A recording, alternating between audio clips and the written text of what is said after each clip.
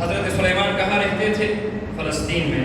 یہ آنے سے پہلے میں یہ معلومات اکٹھی کر کے آپ کے سامنے پیش کر رہا ہوں، آپ خود بھی گوگل سے دیکھ سکتے ہیں۔ آج کل تو ایک اور عالم بھی ہے نا ہمارے گھر میں، گوگل صاحب، جس کے پاس ساری معلومات موجود ہوتی ہے۔ خوب حضرت سلیمان کہاں رہتے تھے؟ فلسطین میں۔ بلقیس کہاں رہتی تھی؟ یمن میں۔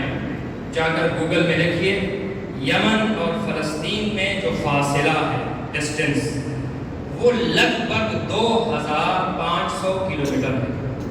2500 کلومیٹر۔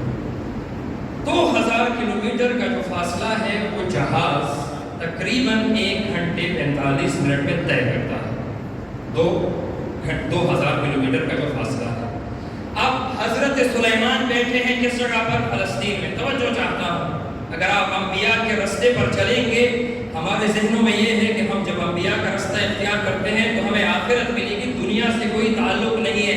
نہیں عزیزو، انبیاء کے رستے پر چلیں گے، قرآن سے دوستی کریں گے، خدا دنیا میں بھی طاقت عطا فرمائے گا، آخرت میں بھی طاقت عطا فرمائے گا۔ میں آج جو مثالیں دے رہا ہوں اس سب دنیاوی طاقت کے بارے میں دے رہا ہوں، کیونکہ ہمارے بارے میں کہا جاتا ہے ارے یہ علماء ہیں، ان کا دنیا سے کیا تعلق، ان کو کیا پتا ہے۔ صحیح ہے، وہ ایک بہت خوبصورت بات ہے، ایک آدمی ایک بچے کو وضو سکھا رہا تھا، تو ایک روشن فکر، جو اپنے آپ کو روشن فکر کہتے ہیں، وہاں سے گزرا۔ اس نے کہا حضور، دنیا نے چاند پہ قدم رکھا، آپ آج تک وضو سکھا رہے ہیں۔ بات تو بڑی ہے، بڑی منطق والی بات ہے، لاجک والی بات ہے۔ وہ بڑا عقل مند تھا، اس نے بڑا خوبصورت جواب دیا، کہا حضور جب ہم وضو سکھاتے ہیں تو ہمارا ہدف یہ ہے کہ ہم مخلوق کو خالق کے پاس لے جائیں، اور اگر دنیا نے چاند پہ قدم رکھا ہے تو دنیا بھی مخلوق، چاند بھی مخلوق، ایک مخلوق کے پاس گئی ہے۔ مجھے لگتا ہے کہ آپ نہ یہاں ہیں نہ وہاں ہیں۔ جو ہے کہ ہمارے بارے میں کہا جاتا ہے، عزیزوں میں دنیاوی طاقت کی بات کر رہا ہوں کہ حضرت سلیمان کو دنیا کے اعتبار سے جو طاقت ملی تھی، امریکہ بھی اس طاقت کے بارے میں سوچ نہیں سکتا۔ ابھی امریکہ علامت بنی ہے نا طاقت کی، کہ امریکہ کے سامنے ہوا مسخر ہے، وہ 1 دن کا سفر 2 مہینوں کا سفر 1 دن میں کر سکتا ہے، ہوا کے بل ہوتے پر بالکل نہیں، جہاز ہوتے ہوئے بھی۔ یہ ساری معلومات ہمارے ذہن میں ہیں۔ خوب آپ نے فاصلہ دیکھا، کتنا فاصلہ ہے یمن میں اور فلسطین میں۔ حضرت سلیمان کہاں بیٹھے ہیں؟ یمن، فلسطین میں، اور بلقیس عرش کہاں پہ ہے؟ یمن میں۔ توجہ چاہتا ہوں، اب حضرت سلیمان کے دل میں آیا کہ جو بلقیس کا تخت ہے وہ میرے پاس ہونا چاہیے۔ اب اس کی کیا وجوہات ہے، وہ کسی اور موقع پر، لہٰذا اپنے دربار میں کہتا ہے۔ توجہ چاہتا ہوں، دوسری مثال حضرت سلیمان کی طاقت کی، کہا ایھا الملأ ایکم یأتینی بعرشھا، تم میں کون ہے جو بلقیس کا تخت لے کر میرے پاس آئے؟ قال عفریت من الجن، ایک جن اٹھا، عفریت اٹھا، اس نے کہا انا آتیک بہ قبل ان تقوم من مقامک، میں یہ تخت کہ جو ہم سے 2500 کلومیٹر دور ہے، اتنے وقت میں لا سکتا ہوں جتنے وقت میں آپ اٹھ کے بیٹھ جاتے ہیں۔ یہ میں کس سن کی بات کر رہا ہوں؟ 2022 کی نہیں کر رہا، آج سے 3-4 ہزار سال پہلے کی بات کر رہا ہوں۔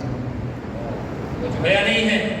حضرت سلیمان چونکہ خدا کے ساتھ تعلق ہے، رابطہ ہے، کہا یہ نہیں چاہیے، اس میں دیر ہو رہی ہے۔ حضور اتنی تیزی، اپنی جگہ سے اٹھے بیٹھے، کہا نہیں، ایک آدمی اٹھا۔ توجہ چاہتا ہوں، وقال الذی عنده علم من الکتاب، جس کے پاس کتاب کا کچھ علم تھا، اس نے کہا انا آتیک بہ، میں اس تخت کو لا سکتا ہوں پلک جھپکنے سے پہلے۔